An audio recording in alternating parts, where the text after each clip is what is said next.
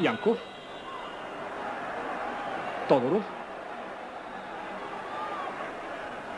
Кремелиев от дясно. Тодоров предпочете да играе с Боримиров. Сега вече Кремелиев. Центриране, великолепен удар на Илиян Илиев и 1-0 за Левски. Минутата е 12-та. Един, бих казал, изумителен гол. Ето за такива изпълнения. Публиката ходи по стадионите. Наистина един гол, който, предполагам, уважаеми зрители, е доставил удоволствие и на нас. Едно изпълнение, за което мисля, че заслугата е изцяло на голмайстора Илиян Илиев. Наистина изключително красиво попадение. 1-0. Добре с едно докосване. Атанас Киров потърси Павлов. Стойчо Илов комбинира с другия силно русокос футболист в състава на ЦСКА.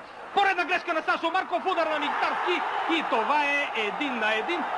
Много интересно започва този матч. Минутата е 20-та.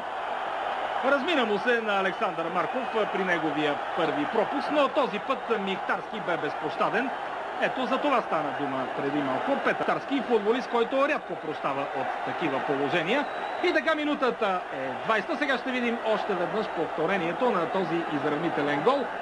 Петър Михтарски и 1-1. Станимир Стоилов.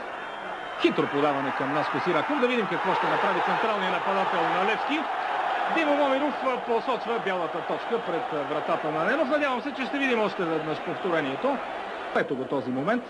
Да, безспорно. Дуспата е точно отсъдена от Момиров. Сираков. И 2-1 за Левски. Безпощаден бе голмайстора на сините.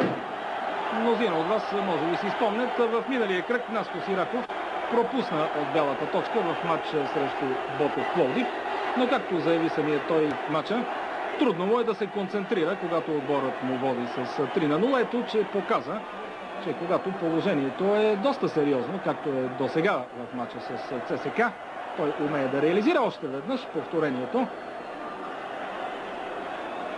Не улучи Румен Ненов. Фактора коректност. Това пък е скамейката на ЦСКА. Видяхте Йордан Филипов, треньора на вратарите, най-близо до вас. Топка за Сираков в наказателното поле. Финт на Сираков. Подаване към Станимир Стоилов. И това е 3-1 за Левски. Всъщност, може би Боримиров е голмайстора. В купа от играчи не можах. Но Сираков, който за пореден път доказа, че знае как се надиграват бранители. Сега ще видите повторението на това положение. Минутата е 41.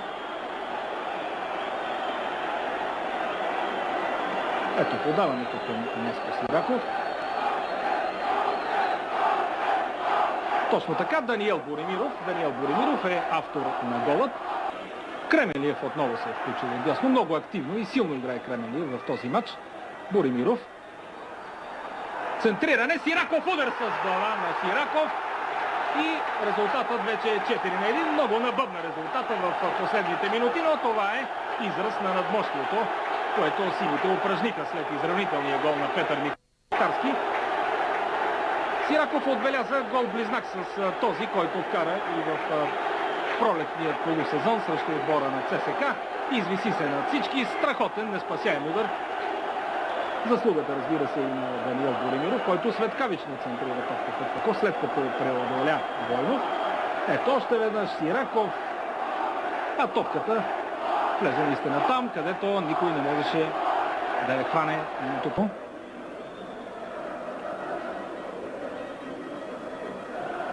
Кремелиев, Боримиров към Сираков. Подаване с пета към Боримиров, удар на Боримиров и 5-1 за Левски. Също един гол, образец, един гол. Просто бих казал плод на наистина голямото въображение в нападение, което демонстрират сините и особено от техния капитан Наско Сираков. Като нямаше какво друго да направи, Сираков хитро, с пета, с левия крак, чупна топката към Боримиров и неговия удар направи за пети път Ненов безпомощен. Ето още веднъж удара на Боримиров в долния десен ъгъл.